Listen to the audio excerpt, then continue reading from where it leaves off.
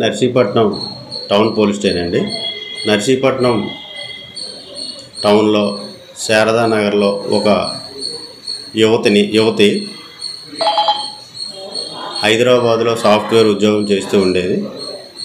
అక్కడ నాతవరం వెన్నెల పాలెంకి చెందినటువంటి ఒక యువకుడు కూడా హైదరాబాద్లో సాఫ్ట్వేర్ ఉద్యోగం చేస్తూ ఇద్దరు ప్రేమించుకోవడం జరిగింది. తరువాత వివాహము చేసుకోవడానికి అమ్మాయి అడిగేటప్పుడు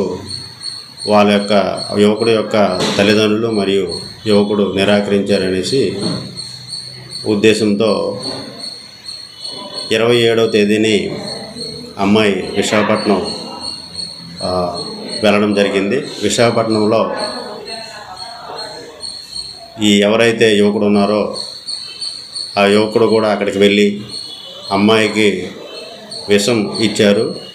వివాహం చేసుకోకుండా తప్పించేందుకు విషప్రయోగం చేశారనే విధంగా ఈ ఫిర్యాదు రావడంతో వాళ్ళ అమ్మగారు ఇచ్చారు ఆ ఫిర్యాదు పైన కేసు నమోదు చేయడం జరిగింది. ఇప్పుడు ప్రజెంట్ అమ్మాయి అన్కాన్షియస్లో ఉంది. వాళ్ళ అమ్మగారి ఇచ్చిన ఫిర్యాదు మేరకు కేసు నమోదు చేసి దర్యాప్తు చేయడం జరుగుతుంది. Thank you.